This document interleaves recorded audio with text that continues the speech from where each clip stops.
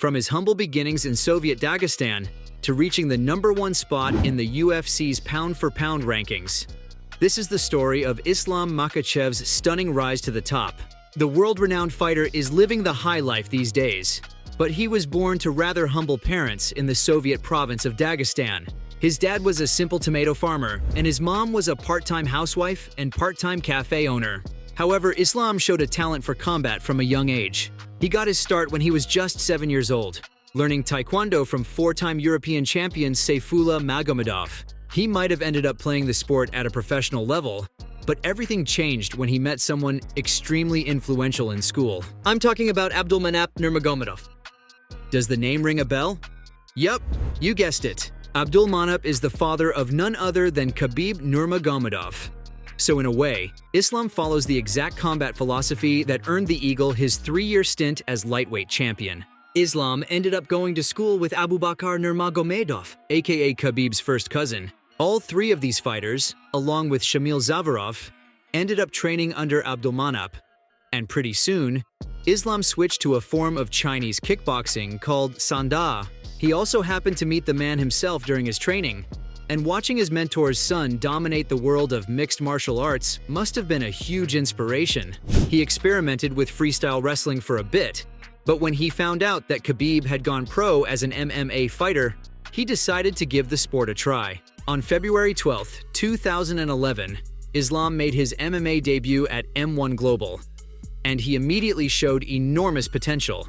His opponent, Tengiz Kuchwa, was absolutely helpless in the face of Islam's onslaught, and he ended up getting knocked out in the very first round. In 2013, Islam faced Mansour Barnoui and BJJ black belt Rander Junyo, defeating both of them via unanimous decision and confirming that his debut bout wasn't a fluke. After winning 2 more fights via submission the following year, Makhachev ended his run at M1 Global and moved on to greener pastures. He'd gotten a taste of victory, which made him hungry for bigger and better things.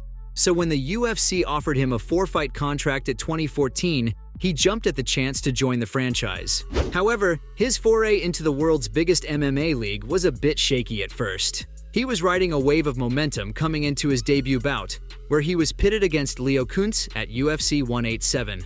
The two fighters went head-to-head on May 23, 2015, and Leo submitted to his opponent in the second round, losing his first professional fight since 2009 in the process. Islam was making a habit of defeating rivals well before the final horn, but his sophomore UFC bout ended his long winning streak. Makhachev had shown a lot of promise against Kuntz, but he seemed to meet his match in Adriano Martins. The Brazilian lightweight gave Islam a taste of his own medicine, knocking him to the canvas in the first round and casting doubts on the fighter's future prospects. That said, this loss has proven to be an outlier in Islam's career.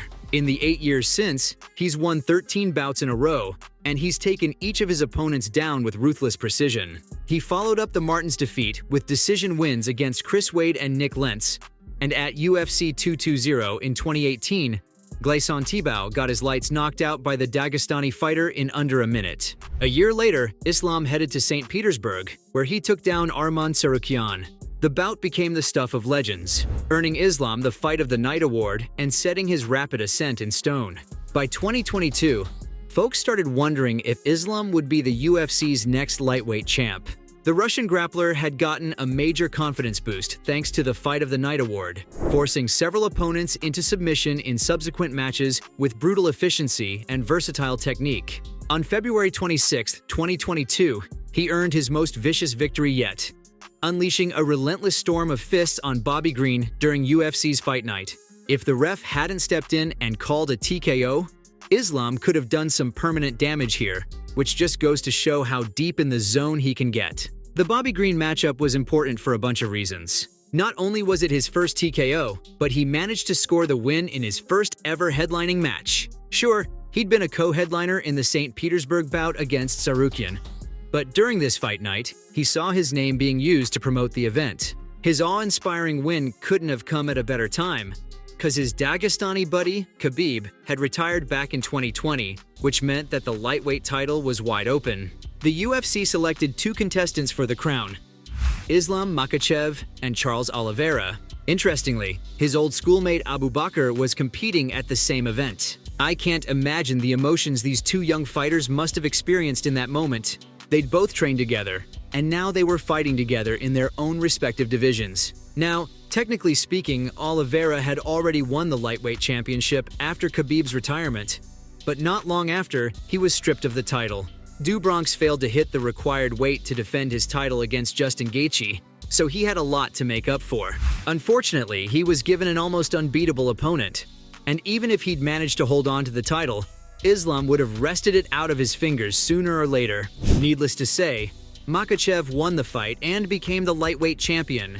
Oliveira openly acknowledged that he was the underdog going into the fight, and honestly, he struggled right off the bat. Islam landed a whopping 72 strikes over the course of the bout, 25 of which slammed right into Oliveira's head, and he successfully completed 2 takedowns. The second takedown involved a perfectly executed arm triangle choke that had Oliveira desperately tapping out. What's especially surprising is that Islam said he'd take Oliveira to the canvas, even though not many fighters are brave enough to try that with Bronx. As it turns out, the Russian fighter wasn't being arrogant. He just knew what he was capable of, and he wasn't afraid to put his money where his mouth was.